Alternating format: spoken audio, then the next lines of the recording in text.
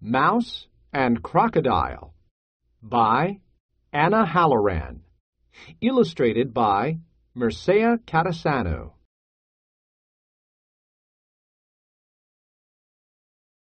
Mouse lived by the river. He was very clever. He had a nice home with plenty of food to eat. There didn't seem to be anything more in life that he could possibly want.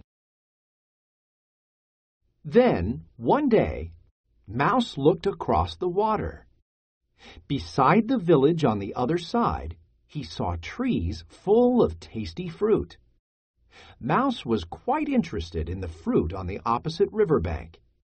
He leaned over the water to get a closer look. Snap! Crocodile had sprung from the water and snapped his teeth at Mouse. Mouse jumped back, startled. Now here was a problem.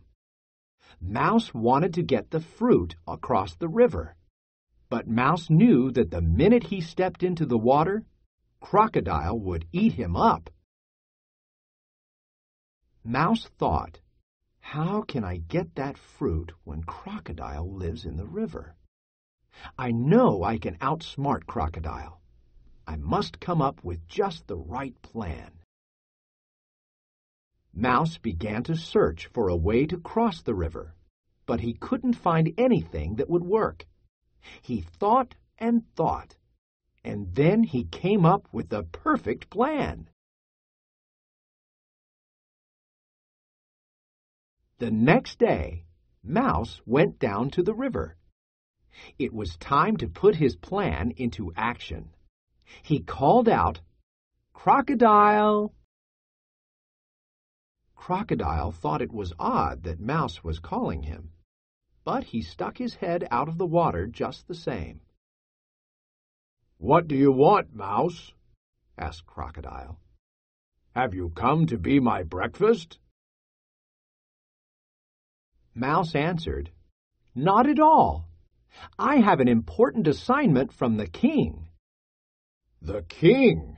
exclaimed Crocodile. "What is the assignment?" "The king is having a feast. He is inviting the crocodiles.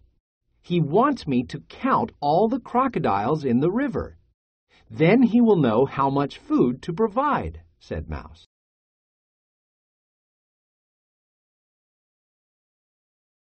"How can I help?"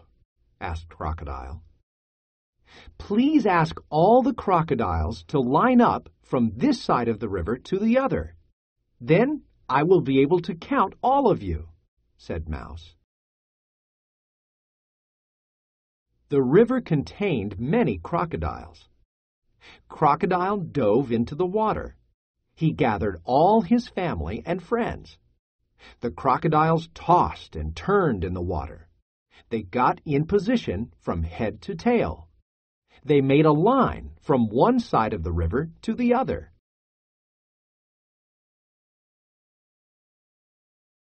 "Perfect!" exclaimed Mouse. "I'm grateful for all your help, but before I begin, you must promise me one thing." He paused and looked each one of the crocodiles in the eyes. "What is that?" the crocodiles asked.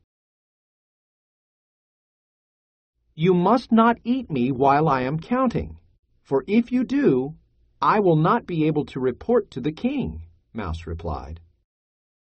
"Of course we will not eat you," promised the crocodiles. They were thinking of the king's feast and nothing else.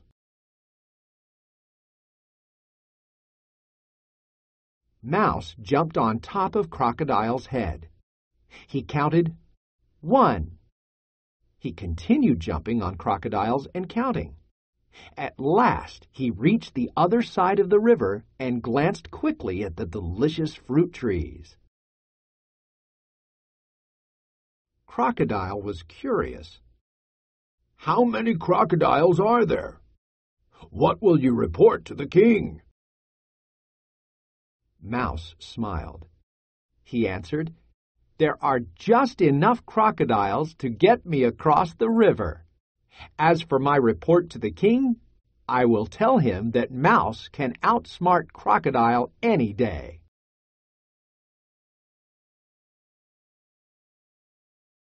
With that, Mouse ran off to enjoy the fruit in the trees beside the village. All the crocodiles grumbled, but they knew that Clever Mouse had tricked them once again. Responding. Target skill: understanding characters. Think about the characters of Mouse and Crocodile in the story. Copy and complete the chart below. Write about it. Text to text. Think about another story in which a character plays a trick. Is it right to trick someone? Write a paragraph about the trick and give your opinion. Include examples that tell more about your opinion.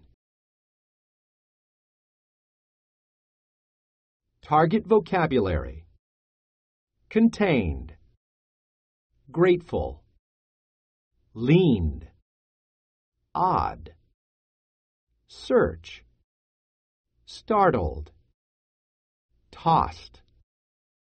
Village.